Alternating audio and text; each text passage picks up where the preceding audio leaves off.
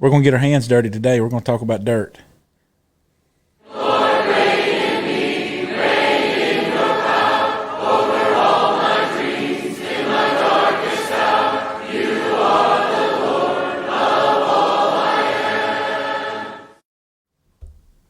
This is the Unscripted Podcast. Well, Bob, you ready to talk about dirt today?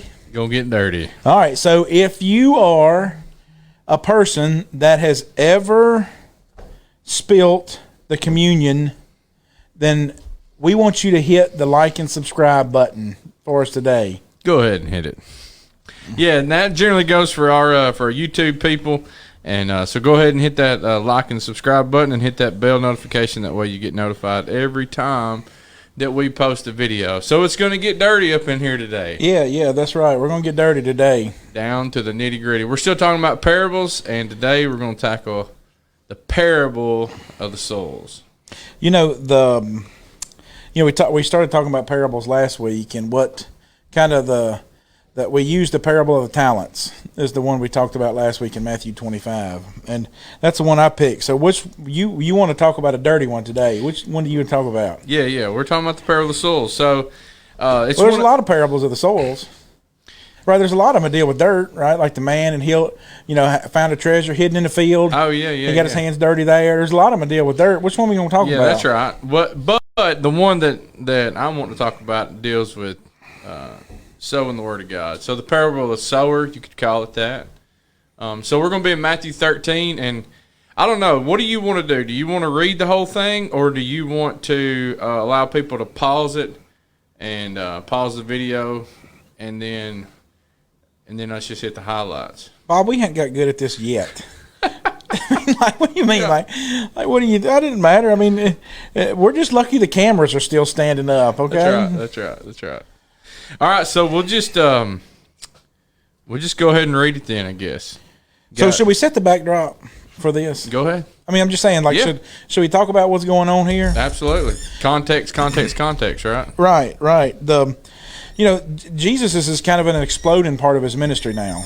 The dynamite part, right? Yeah. I mean, he's at the point to where, he's starting to get, after the Sermon on the Mount, it's kind of when it kind of takes rock star status. Mm-hmm. In Matthew 10 is when he sends out the people, the disciples, in groups of two to do all this. He's really stoking the fire with a lot of this stuff is what you're seeing that he's doing. And so, by the time he's Matthew 13, he's getting to where there's just so many people that are following him now. I mean, it's to the point that this is a way that he can separate kind of the wheat from the chaff. And maybe we'll talk about that parable sometime. But the parables, what these have done for him is it has allowed him, because there's just all these people following him. There's all these people after him to see, like, what's this old boy talking about now? So the parables, what he has done with the parables, it was prophesied, right? That was one of the prophecies. Mm-hmm.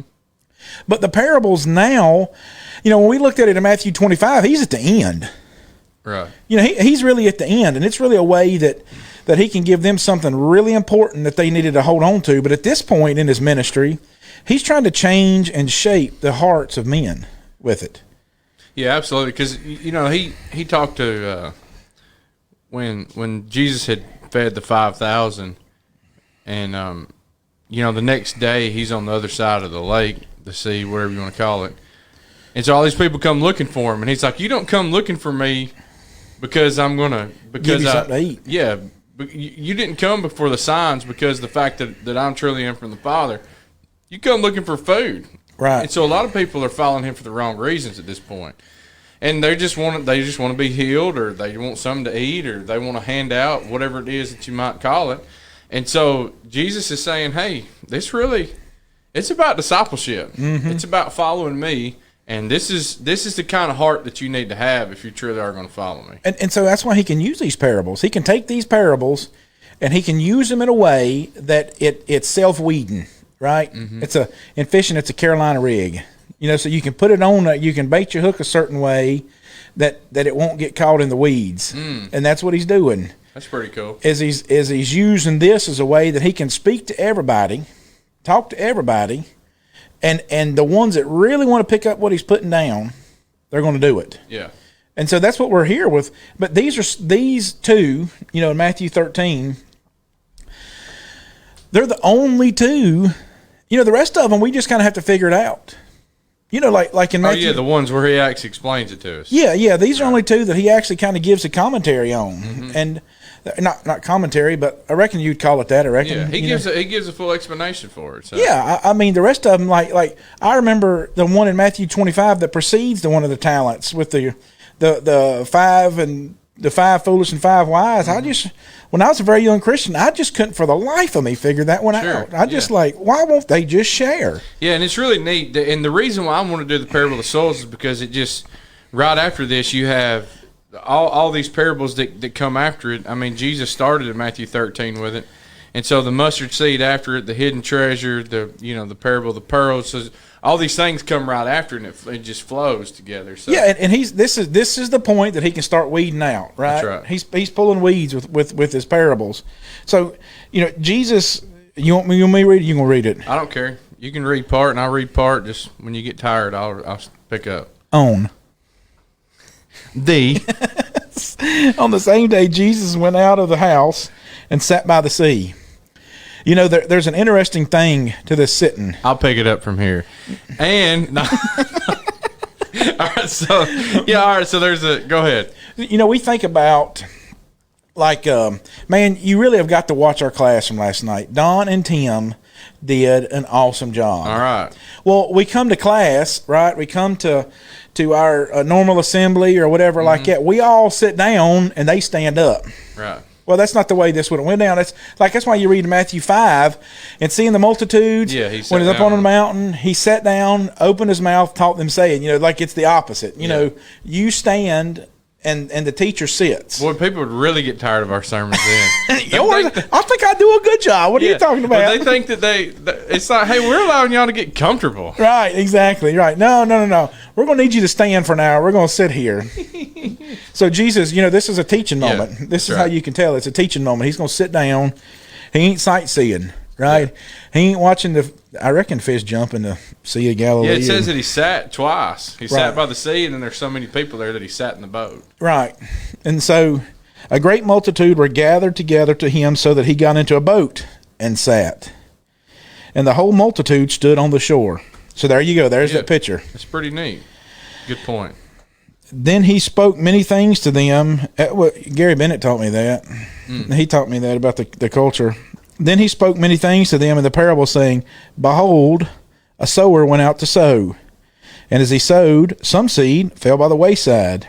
The birds came and devoured them. Some fell on stony places, where they didn't have much earth. And they immediately sprang up, because they had no depth of earth. But when the sun was up, they were scorched, because they had no root, they withered away. Some fell among the thorns, and the thorns sprang up and choked them. But others fell on good ground, yielded a crop, some 100-fold, some 60, and some 30. He who has an ear, let him hear what the Spirit. Let him hear. It's a Revelation bleed over right there, wasn't it? Right. You ever notice people do that? Like when they read, they assume they know what it says. No, it's pretty typical. Yes, absolutely. People get so inoculated with the scriptures that they just think that it says the same thing. I do it too. Well, you know what? Here's something that I usually illustrate. this is a perfect way to show this parable, right? You've sat with me. I use the OBS most of the time when I'm teaching people. Mm-hmm. And there's a point in the OBS, and I can't remember how it's worded, but and it's really talking about authority. Who are you going to trust, right? Who are you going to listen to? Who's going to be the one that's going to tell you what you need to do? And it'll list a lot of historical religious figures, right? Should you go to the words of John Calvin? Should you go to the words of Joseph Smith? Could you go to the words of the Wesley brothers? And it'll go through to John, and it's just the names, right? Mm-hmm. Like John Calvin, Wesley brothers, the Pope, Martin Luther. And you know what's funny is that I know that they didn't do this on purpose, but they break the Martin Luther at the end of the little question part, right? So Martin Luther is the last one. Then you have to go to the next line to read the next name, mm-hmm. right? Most people, they think it's Martin Luther King Jr. They'll say it. They will literally say it, and I'll let them read it, and I'll say, "Now go read that again." And right. and what they're doing is they're reading with an expectation. Mm-hmm. Because it's who they hear about. Because most people don't hear about Martin Luther today. That's exactly right. But what we do, this is the perfect way that Jesus illustrates in this parable. We're talking about planting the Word of God in people. Yeah. That's what we're talking about here, is this seed. We're putting this seed in people. And everybody thinks they're the good ground, don't they? Oh, yeah, absolutely. Does anybody look at that and say, no, I'm concrete, fool? Yeah. That's right. Yeah. No way. No, it's just the cares of the world really come up and choked out my Christianity, my faith. Yeah, nobody does that. Nobody does, for sure. But what are some things that stand out to you about this parable then? Well, I mean, of course, having looked at it my whole life, but also, I mean, there's loads of things. I certainly think about just like, I guess the start of it is just verse 4, that some fell among the wayside, and the birds they came and they devoured it. And I see this, I guess probably we've all seen these situations, but Jesus compares this to Satan coming and snatching the word away from you. That, someone they truly want to believe it. And he explains in verse 19, when anyone hears the word of the kingdom and does not understand it, then the wicked one comes and snatches away what he's sown in his heart. This is he who receives seed by the wayside. And, certainly overseeding my yard and things, I put up ryegrass at my last house right before we sold it. And make it look green. Make it look green. Painted my grass green. Yeah, so we, it was early spring, and so the grass here in South Mississippi is dormant at that point, and so it just doesn't look good. Right. So throw out some ryegrass. Well, ryegrass literally comes up on concrete. Right. I made sure that, because it did it last year too, because I overseed it with it last year too. But literally, I made sure there was not any dirt in the cracks. Like, I blew it all out. Because I said, with the leaf blower? Yeah, I just want to see. Right. And so, literally, the grass came up on the concrete and just loads of it. Mm-hmm. And it's amazing, but it won't last. No. It won't last. And, the Lord, how many people have you thought about that? I think we sometimes tend to think that this is from preaching or something like that. Like that's what he's talking about here, that some people are going to be taught and it's going to never take root. But what he's talking about is what God wants them to do. The world is constantly trying to snatch away what we're trying to put into people. So the world is constantly inundating our kids with this critical race theory or the homosexual agenda or evolution or all these things. That's the way that it's being snatched away, is that these things, this seed never took heart. I mean, never took root, right? Just like your ryegrass, we went over and helped some of our members one day this week, and we helped them, I took the edger and edged their driveway and everything like that. And one of the brothers said, I didn't realize my driveway was that big. And what it was that the grass had grew over it in some places this long. Well, once I cut it off, all it took was a shovel and it was gone because it wasn't attached to anything. Right. Its roots were, way over here. So once I cut it off, it was gone. And so it's real easy to peel up then. And that's what you're seeing here, is that this is something that never took root. It never grabbed a hold of. And so it's not, these are the people that sit in the pews it may be they sit in the pews for 20 years, 30 years, 50 years or whatever, but it's never taken a hold. There's nothing there to ever pull it out. Yeah, there's no roots. And so it's not it's not held into anything. And that's the whole. It's scary because Satan, he'll just come in and snatch it away. That's right. And it doesn't have time to mature. And I certainly see this, like when you have someone who comes into like our group or visitors or our benevolence. When we teach someone the gospel through our benevolence program, and it's just Satan. He's always working, and Jesus just. And he's real good at it. He's real good at it. And he can make us feel good. It's like you catch a bass, right? You got a big old, 18, 24-inch bass, 3, 4, 5 pounds, and you pull him out of the water, and all you can see is the end of the line disappear in his belly, and you think, doggone it. I was going to throw him back, but if I throw him back, he's going to take my lure with him. Well, I got two options.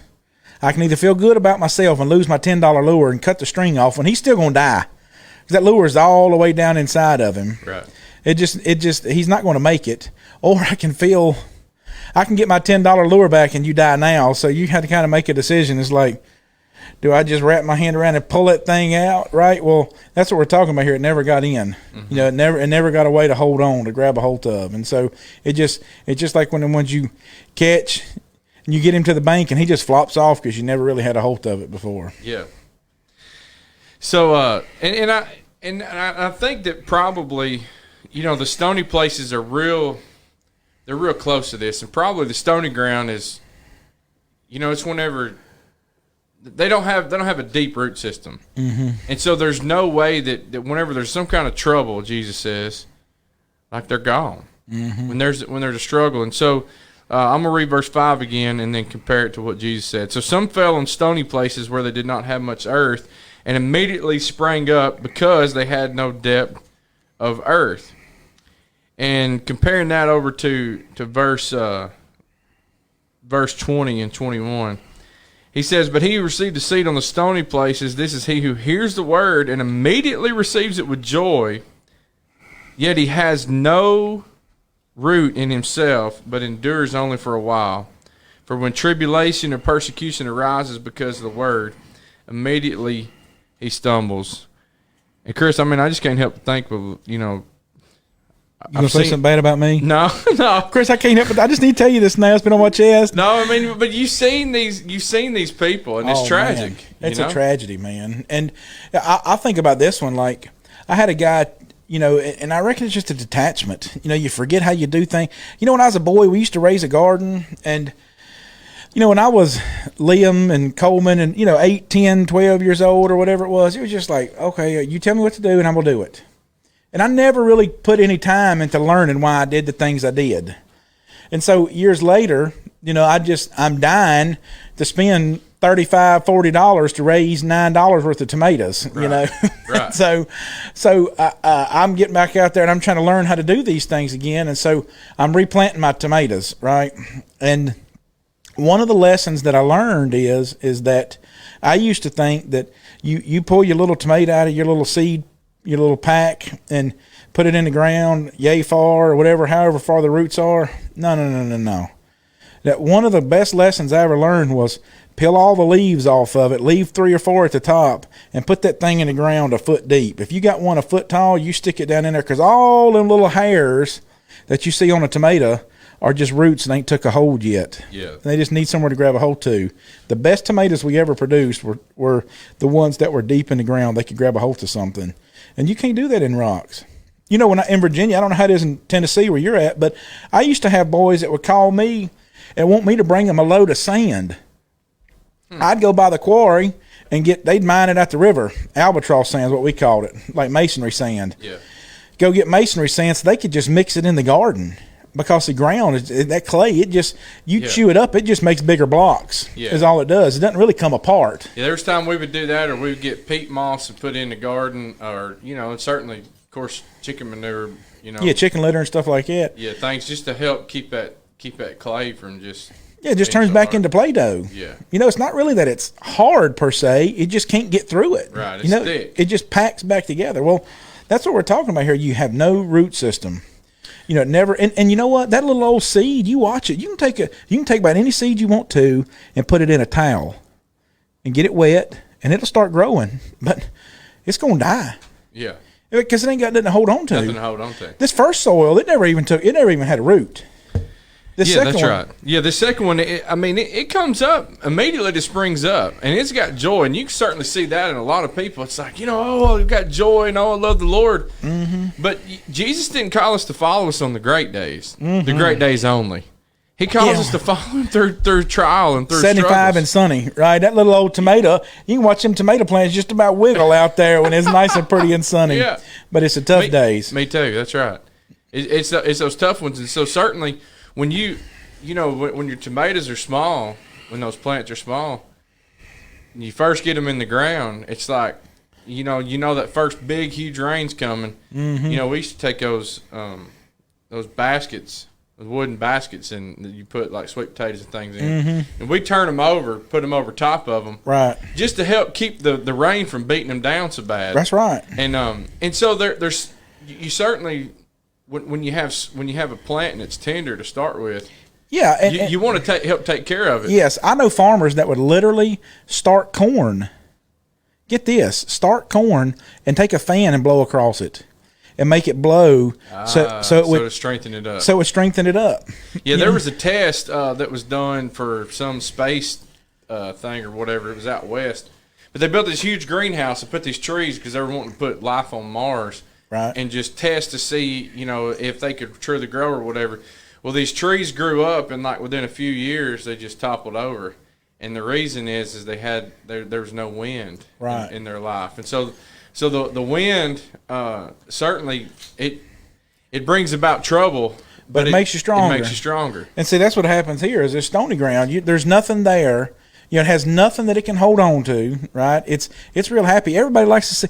We all like to see the first little pop of them coming out, especially like you growing something that you love to eat. Like we learned the hard way.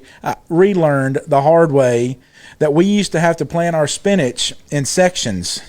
Because if not, I remember the first year we ate I'll spinach come for up. 4 weeks straight every night. There's a point where your colon says, "Look, dummy, I can't do no more with this.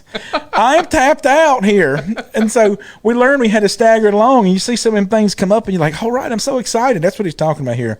That first little one that pokes his head up and is just excited about being all part of this brand new world. That seed died so this other thing could live. And guess what happens? The stony ground. That's right. The sad thing is we're going to see a lot of verse 21s in people, especially with the way that the world's going, that when tribulation or persecution arises, and he says because of the word, immediately he stumbles. And there's going to be things that are going to come up in our life, and those big troubles. But it's hard to do things sometimes. It seems like it's hard to do things the Lord's way. But he's our creator. He knows what's best. He knows what's best for the family. He knows what's best for our marriage. He knows what's best for your children. And certainly, he knows what's best for our lives. He made us. Right. But sometimes, it's not what I perceive it to be. Well, I think I'm real good at adding and subtracting. You know what I mean? Yeah. Like, I think I'm real good at seeing these equations. You see these math guys, that got the big chalkboard with all that writing on it. Yeah, and only a everything. few of us can do those things. But Yeah, well, I can write numbers all over the board, and at the end, I'm just adding 2 and 3. Right. Look real smart. But, I think I'm real good at that. But the Lord's like, listen, I'm the one that put 2 and 3 on the board. Just do the math and move on. that's right. So, number 3, the third one. Yeah, go ahead with it. Verse 7. Oh, I got to read it again. I done read it one time. Fine. If you got tired, you read 2 verses, and I'm tired. And some fell among the thorns, and the thorns sprang up and choked them. So you want to read the parallel verse of that in 23? So 22, Jesus said, "Now he who received seed among the thorns is he who hears the word, and the cares of this world and the deceitfulness of riches choke the word, and he becomes unfruitful." And I love the point that you made a minute ago that Does it make me sound smart? Yeah. Okay, I just want to make sure. That it's not just about me hearing something, but it's about me being productive. Right. It's about me being fruitful. And certainly this is a big one that's testing the church today and has been testing the church for years, for a few decades. And that's the fact of the cares of the world. And it's not that we struggle and we wonder, well why are our pews not full, or why is this, and why are these people not here? Well, there's a lot of ways that Satan will deceive us and make us think that we're doing the right thing. But I've literally seen people who built a house that's gigantor, and all of a sudden something happens in their career, their job, or whatever, and now they're having to work 2 and 3 jobs to make ends meet, to make that house payment, to keep that truck in the driveway. House poor. House poor. You ever heard that term? And it's a reality thing that once my one income covered it, but now it's going to take 2 or 3 incomes to cover my lifestyle, and now positions and places for the Lord is cut out. Time for my children is cut out. And so guys are literally, and they won't sell it. There's too much pride. Right. Too much pride to get rid of it. Live in a trailer. So they'll work 2 or 3 jobs and not have a life, and all they do is work and sleep, and there's no time to teach, and there's no time for fruit to be bearing. In Philippians 1 and verse 27, listen to this. Paul said, in verse 28, only let your conduct be worthy of the gospel of Christ.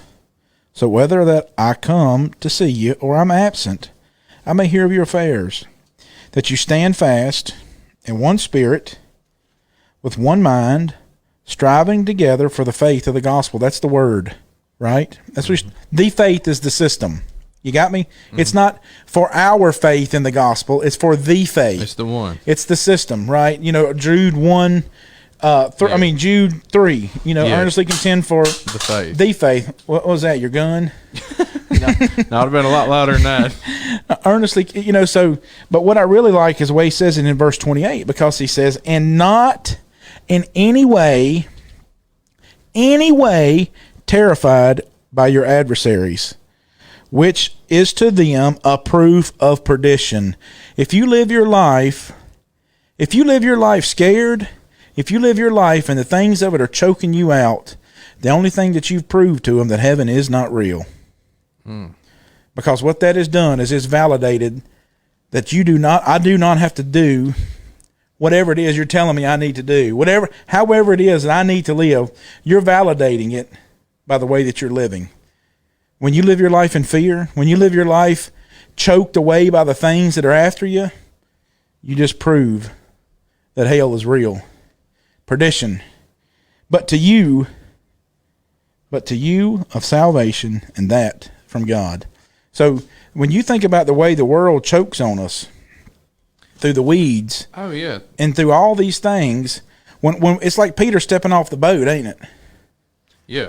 You remember Peter? Jesus comes out and walking on the water. Yeah, Lord, if that's you, command me to come to you. Yeah, you ever wonder why he even asked him that for? Like, why did he think that he needed the Lord to tell him?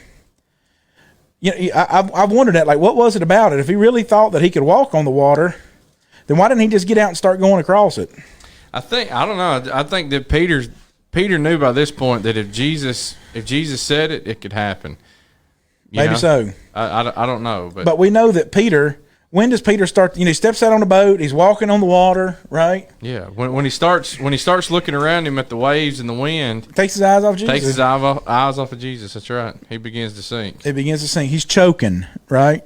That's what's happening. He's choking, and that's what happens here. Is when we spring up, and all the stuff of life. It's not day one. That's when it's hard to be a Christian, is it? No. It's day 1+, right? Yeah. It's the day 101. It's the day 1001. It definitely is, and that's one question that I ask people is when they're saying, "Hey, I'm ready to go all in with Jesus. I'm ready to be baptized into Christ." And the one question that I generally ask is, I say, "Hey, can you be the same person in the wilderness as you are in the water? Can you be the same person in the world as you are in the water?" And because Satan's certainly he's gonna test us, and there's gonna be big problems. I think about this verse, and this is one that preached on Sunday in Hebrews 13, in verse 5. He said, "Let your conduct be without covetousness. Be content with such things as you have, for he himself has said, I'll never leave you nor forsake you." Well, that's this week's memory verse for all of us. And so this verse, when we think about being content, and Jesus, he just plainly says, the cares of the world, they're going to get some of us. Yep. And they will, and it's not that you're not going to believe in Jesus anymore. What's going to happen is the cares of this world are going to choke you out to where you're not productive for the Lord. And that's what each of us have to ask ourselves is okay, do you believe? Yeah. All right. Are you being productive? And are you being doers of the word? And so how often then should we be weeding, right? All the time, constantly. How often you got to weed your garden? Right, that's what I'm saying. So Yeah. like how often do you weed? And like we went over, Liam and I went over and helped one of our members plant their garden, and I remember Liam saying, I just can't wait till our garden spot's like this. And I said, what do you mean? He said, man, the soil is so nice and fluffy and it's loose, and I can pick all the grass out real easy and everything like that. I said, you know how it got that way? He said, a whole lot of it. I said, that's right. It's going to take a whole lot of it for us to get that way. And so, yeah. And have you ever planted? You talked about we can't wait till the little seedlings come up. But have you ever planted, and then you have to know what that plant looks like because there's so many weeds that are growing up at the exact same time. Right. Mm-hmm. And literally, especially like new garden spots or whatever, or there's been like a whole lot of rain and certainly, I mean, I have literally seen like just waiting on the okra to come up or waiting on them beans to sprout or whatever it might be. And then there's all these little weeds that are growing up right there with it. And you just know I'm going to have to get in there and pick them out. If not, it's just going to take over, and it's certainly going to. Now, will that bean survive? Yes. Will it be as productive as it needs to be? Yeah, No. I mean, at the end of the day, do you want to have 9 beans you're snapping? You know what I'm saying? Like, do you want to spend all summer long fiddling with this, all the sweat and everything like that, to go bunk, bunk in your pot 9 times? No. You don't want to do that. That's right. And that's what the Lord is talking about. That's why he rolls into the last one. And I don't know how you feel about this, but I don't think this is no percentage. Like the Lord is calling percentages on the world, right? Okay. That this is only 25% of the world are going to be fruitful, right? I mean, I just think he's using this as an analogy of 4 types of people in the world. Yeah. And certainly there have been times where, where you think about it, it's like, well, maybe at best only 25%. But certainly Jesus, he didn't say, he didn't give us 3 great qualities. He gives us 1 good one. Right. And if it were, and if the reason why you can know that it's not 25%, because you think about it, if 25% has 100-fold, 30-fold, 60-fold, you're far beyond 25% long after that. Oh, yeah. And so we know that the big challenge is always, just the fields are white in the harvest. Pray therefore that the Lord send out laborers. That's right. The fields are white. We need people that can go out and do it. And so most people generally decide that, no, I'm good soil. Oh, yeah. You ever ask them? I'm part of the good one. I ask them sometimes, like, which soil do you think you are? They'll say, I think I'm the good one. You know what gets to determine that? Not you. You're not the one that gets to determine that, but what you bear. Yeah, the fruit. The fruit. That's why he uses that. He says, but others fell on good ground, yielded a crop. Some 100-fold, some 60, and some 30. You didn't mind reading that one. Right, because it's a good one, Bob. It's a good one. Yeah. And it does. It bears good fruit. What's verse 23 say? But he who received the seed on the good ground is he who hears the word, understands it, who indeed bears fruit and produces some 100-fold, some 60, some 30. So is the 100-fold guy better than the 30-fold guy? Nope. Why do you think that? Well, I just think that it's going to be I don't think he's any better. It's just he's producing as well. And so there may be other factors that kept him from bearing as much fruit, but certainly he's in that good ground. I think about this when I think of, and maybe somebody smarter than us can chime in. You may get 3 cuts of hay in a year, but how many times you gonna pick beans? Yeah. Well, it depends on what kind of beans. But you're not gonna go out there and raise. If it's pole beans, and you're gonna get 1 picking. That's what I'm saying. You're not gonna go out there and raise pole beans. That's why I raise bush beans.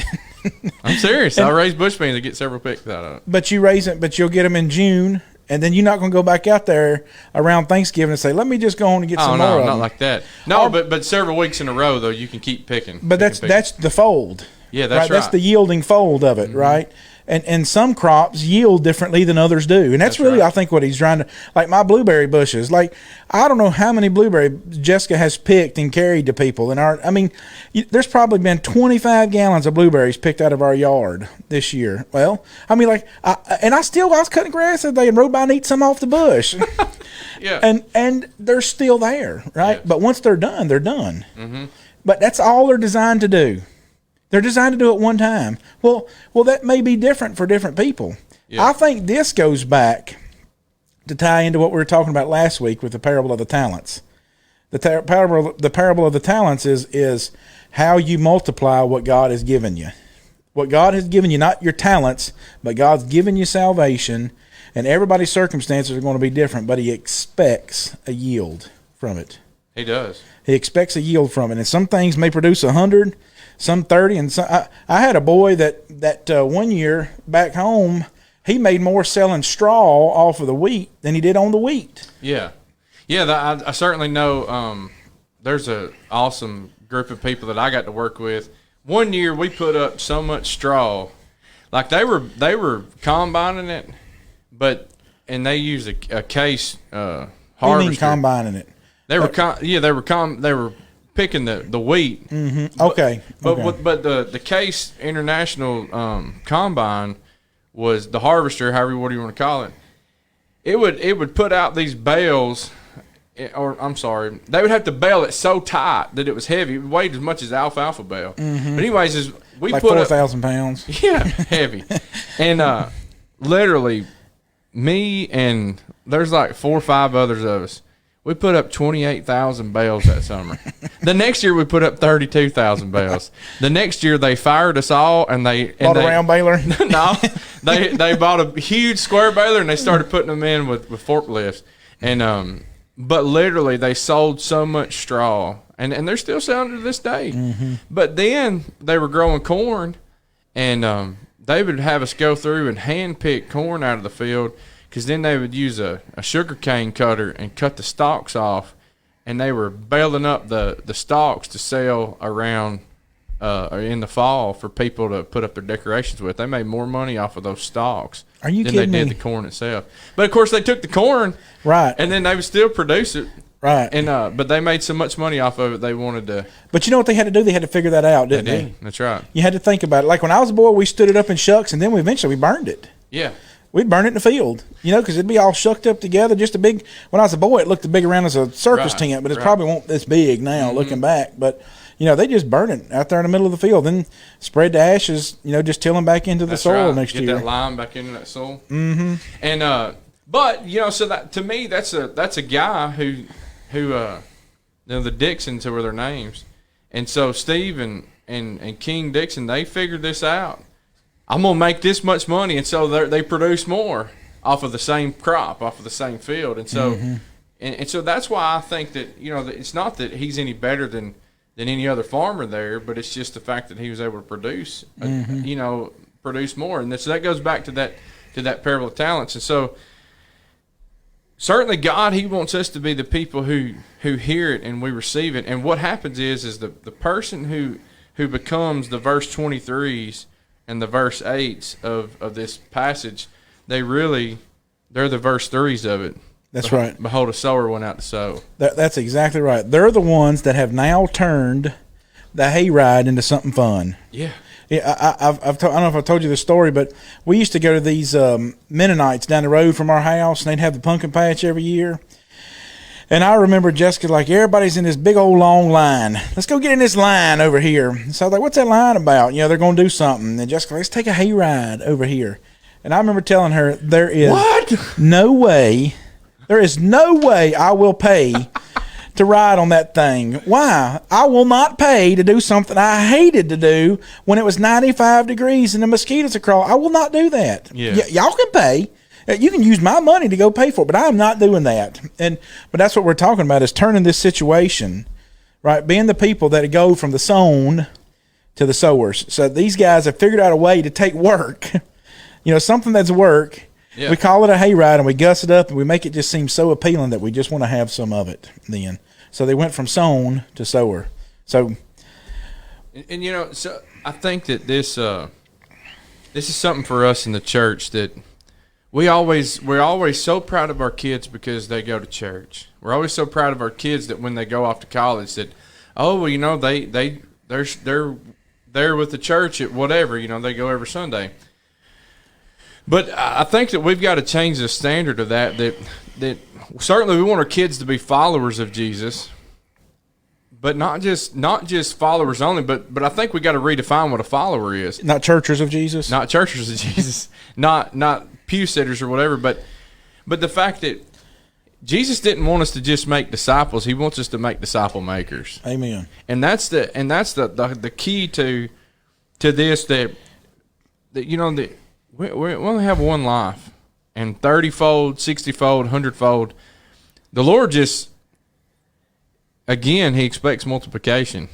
The same thing with the parable of the talents, that He's given us salvation, so now what am I going to do with it? Amen. And we need to continue to keep sowing. So, great lesson, great job, Bob. Let's make an executive decision. Since we got camp next week, guys, are we just not going to be able to do the podcast? We got no internet down there. How do you want to do that?